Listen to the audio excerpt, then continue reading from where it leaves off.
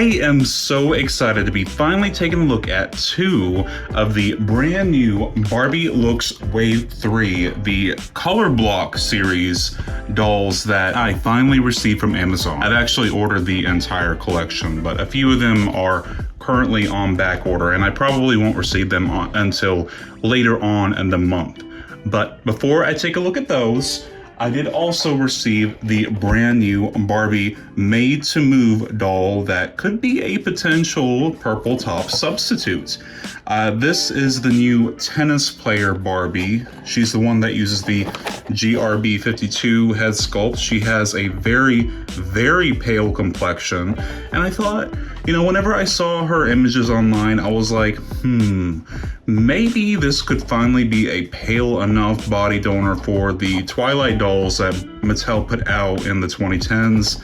Unfortunately, she is not that pale, but she might still be a good substitute for the older purple top Made to Move body. There is also a Millie doll in this wave, and initially I didn't think that there was anything too interesting about her, but she is actually on the tall body type. So if you were looking for a tall body in the new Neutra skin tone, then here's a perfect body donor.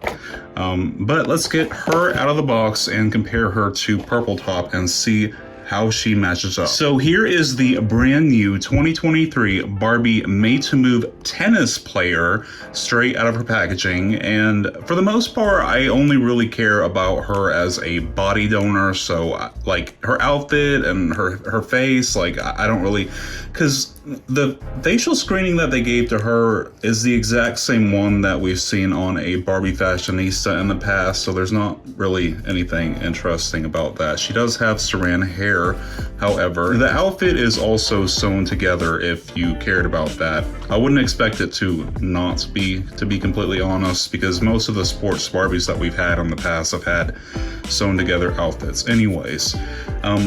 But what I am most curious about is how her skin tone matches up to the purple top Made to Move Barbie. And I have this Lunar New Year Barbie that Timothy gifted me last year on the purple top body. And as you can see, the new tennis player Barbie is actually like a shade lighter than purple top. She is more pale than purple top, and she doesn't have like as much of a yellow undertone to her skin. Like she's a little bit more pink.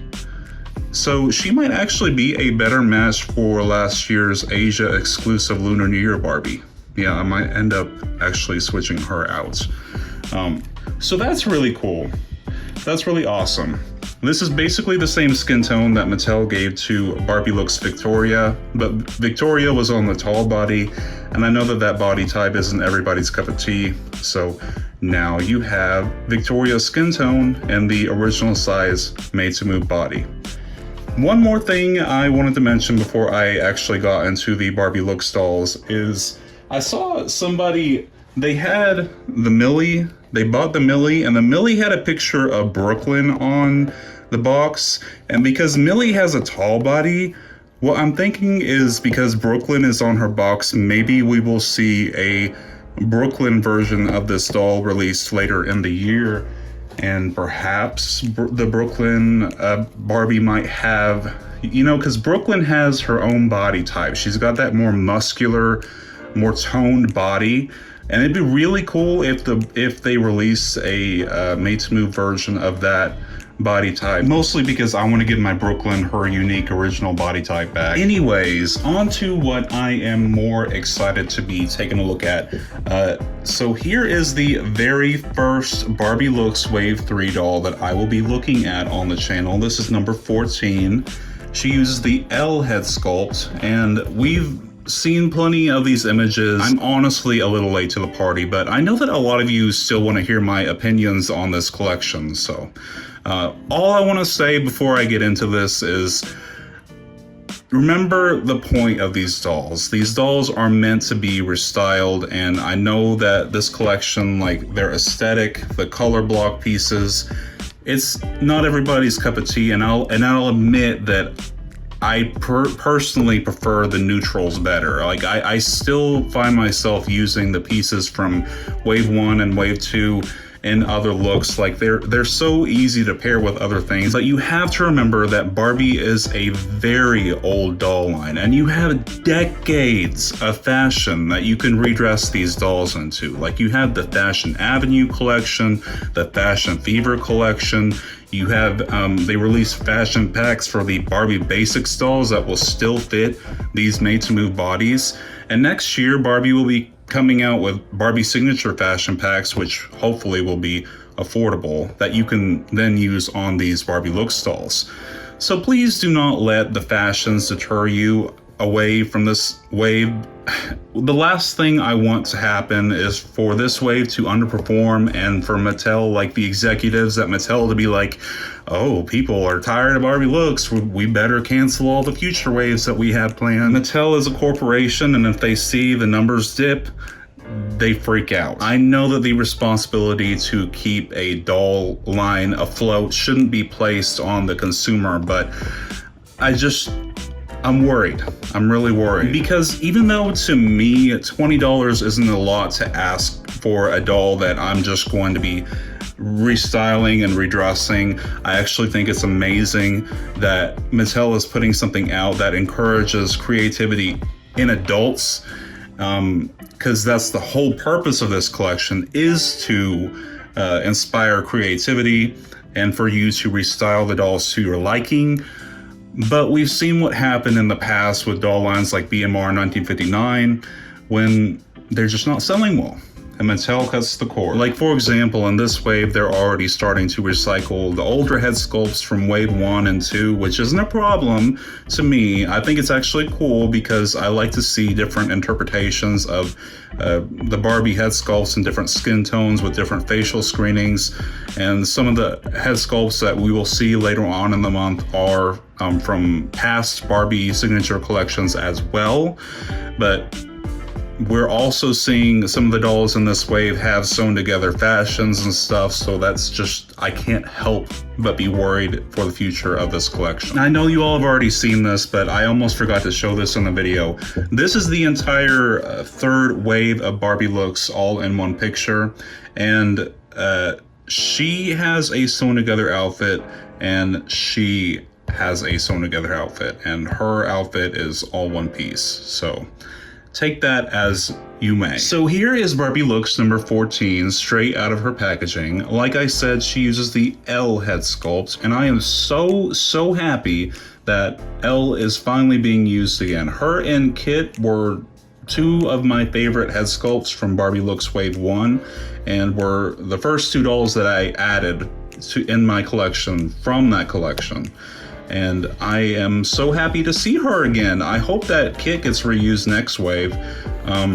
But as you can see, Elle has a much more dark complexion than she did before.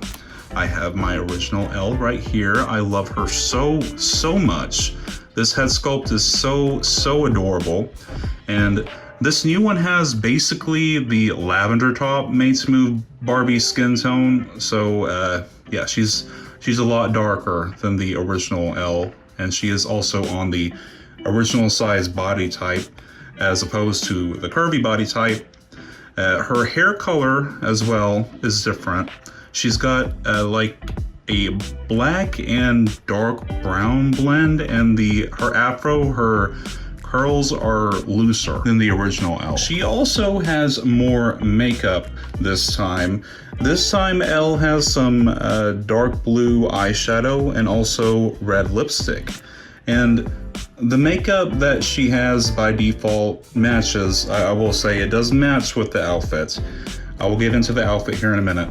But unfortunately, the one that I received from Amazon, she does have a very sad case of wonk eye, so this one might turn into a body donor, unfortunately. I asked one of my friends who already had this doll whether she had a rooted parting or not, because I've seen some people take her hair down, but unfortunately, I don't believe that she does. She is very beautiful anyway, and I'm surprised that they put her on the original size body, because there isn't really a tall Barbie in this wave unless you count the Mattel Creations exclusive doll that Lord knows when I'll receive that.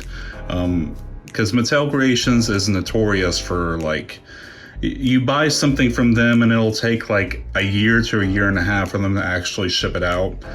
So I'm not expecting to be reviewing her anytime soon unless she magically appears sometime in the future. But yeah, Elle and also Victoria this wave are both on the original size body. So there are 2 original size dolls this wave. Anyway, on to the outfit. So this outfit does come in 2 pieces, which is nice. The top is like split in half, like the whole theme of this wave is color block. And one half of it is blue and the other half is red. What I wish they would have done this wave, instead of having multiple colors on each doll's outfit, is instead had like one color and then whatever the other color was a neutral. Like it could have been red and black or red and white. Like that would have been so much better. Just thinking about trying to work the pieces into other looks, I think that would have been a lot smarter than having it be 2 separate colors, because in this case, you're going to have to take into consideration the blue whenever you're trying to match or work this red into another outfit. Or the dolls could have had a rainbow theme and each doll could have just been one color. Like just have a plain red top, and then one doll could be plain orange, plain yellow, plain green. That would have made a lot more sense to me. And that's why I like her pants, actually. I really like these red bell bottoms because they're just red. They're just red. And they're very simple, and they'll be very, very easy to pair with anything else. Like I could see myself working this into like a punk look. I could give her like a black jacket and then like maybe one of the silver tank tops from wave 1, and then these red pants would look really cool with that. I'll probably style an outfit for Tiffany using these, to be honest. Both of these pieces actually do Velcro, so they are not elastic. And she comes with another color. She comes with some purple shoes. The shoes I can forgive, because this is a new shoe sculpt. That's the only new sculpt from this wave, is the shoes. And even though they're purple, they're just purple. And I'll be able to work them into something else. I don't really care much for the red and purple color combo, to be honest. But like I said, these dolls are meant to be restyled. And there's a pair of like Fashion Avenue pants that I saw on eBay that are blue with red stars on it. And I think that I'm gonna buy that and somehow work it into an outfit for her, because that would match with both of her makeup colors. And honestly would look a lot nicer than what she's in right now. And here is Barbie Looks number 17 displayed in his packaging. And these dolls, they look great in their boxes. Like, look at the side. That looks so cute to me. But the boxes shouldn't matter, I feel like. When the purpose of a wave is to restyle the dolls, like, you should not be taking the packaging into consideration, in my opinion. And here is Barbie Looks number 17, straight out of his packaging. And this is technically the only doll from the wave that kinda has a new head sculpt. Now, it's not really new. And I'm gonna give you a little bit of Barbie, like, trivia. This head sculpt is called Brandon, and he is dated 2021. And he is dated so old because he was originally going to be used in Barbie BMR 1959 Wave 3 before that wave was canceled. If you all remember, there were some leaked concept art images of BMR 1959 Wave 3, and one of the dolls was a male doll with like a pink coif, and this is the head sculpt that was going to be introduced on that male Barbie doll. And unfortunately, as you know, that wave never came out, and this head sculpt was just sitting in Mattel's digital catalog for many, many years.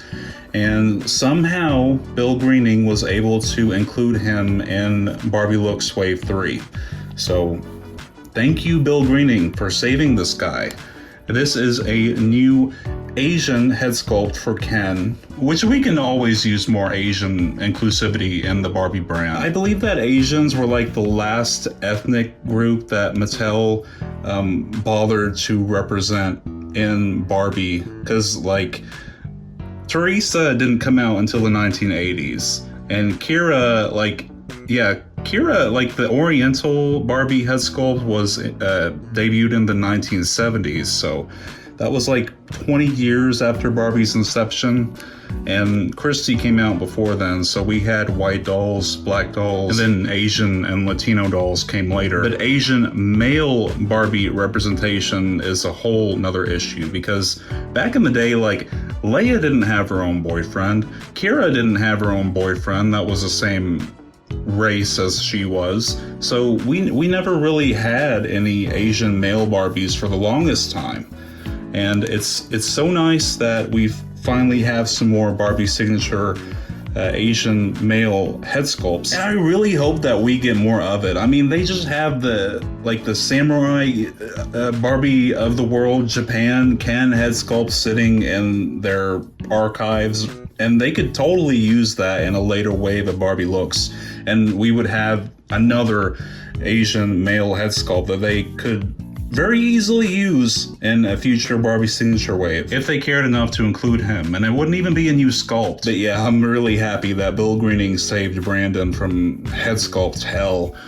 He's got some really cool, like, high cheekbones, and he's got kind of a more flat nose shape. His lips are also really pouty, and they're kind of full. That makes me think he might be South Asian or maybe like Filipino, if you want to like headcanon him as that. All these dolls are racially ambiguous, so you can kind of make whatever story you want with them. Also, he has flocking on his head, like his entire head is flocked, but he does have like a cut at the top, which is supposed to be like his hairline. Mine's kind of messy though, so I might need to clean that up later on. And his skin tone, he is on the original size Ken body type, and I am beyond excited that we are finally getting some male Barbie body diversity and Barbie signature, that I have to specify now that he is on the original size Ken body, because Tate in this wave has the modified Superman body where he's more muscular. But his skin tone is basically Cam's. Like, he might be one shade off from Cam. My Cam is in storage in my closet right now because I'm waiting on some outfit pieces to come in for him. So I can't dig him out for this. But trust me when I say his skin tone is very similar to Cam. And that's something that Mattel could work on. A lot of times whenever they do make a Made to Move Ken doll recently, it's always been this like sort of medium brown skin tone, and I'd like to see more skin tone diversity in Ken Made to Move. I mean, we need more pale dolls. We need a Afra, like the yellow top Made to Move skin tone. We need that for Ken Made to Move. And we also need like June's skin tone in Made to Move for Ken as well, because she's like one shade darker than John was. But onto his outfit. I actually really like this guy's outfit, because both of these pieces can be used because they don't have any other interfering colors. He comes with this mesh purple top. It just fits over him, doesn't Velcro or anything, that's okay. I really love his pink pants though. These pants are really cool. I wish they had some sewn pocket detail, but I can definitely see myself working these pink pants into an outfit for one of my more fruity Kens. His shoes are boring though. What? Like, could they not have given him another shoe sculpt? Why did they give him just the regular white fashionistas Converse shoes. This is so lazy. Other than that though, I really love Brandon and I can't wait to restyle him. And I also can't wait to finally receive the rest of this collection so that I can also review them on the channel. I guess I just hype Barbie looks up so much because to me it's the closest thing that Mattel has given us to what the modern Barbie collector is looking for in articulation, body diversity, head sculpt diversity, just all the things that make modern Barbie great. Like the concept to me is amazing. And I mean the inception of it, like they're aware of the online customization community for Barbie right now. And they're giving us a doll line where we're going to have a lot of materials to work off of. And I just hope that people keep supporting Barbie looks, even if their outfits look a little clowny. Because the last thing that I think any of us want is for one of the greatest Barbie doll lines of all time to be discontinued just because of one bad wave. One of my ideas and one of my hopes for Barbie looks is that maybe next wave we can have a gold and white wave to sort of contrast the black and silver wave that we got in wave 1, and maybe we can get like a bronze wave, maybe we can get like a neutral tone wave where it's just all like browns and tans. That to me would be really awesome, and all those pieces to me I feel like would be very valuable, and they would look a lot more mature than some of this more colorful stuff. Not that being colorful equals immaturity, it's just whenever the pieces don't really match with each other is when it starts to look a little goofy, and is part of the reason why BMR 1959 failed. So anyways, if you haven't already, be sure to like, comment, and subscribe if you enjoy my content to support my channel, and I'll see you all next video. Thank you so much. Bye.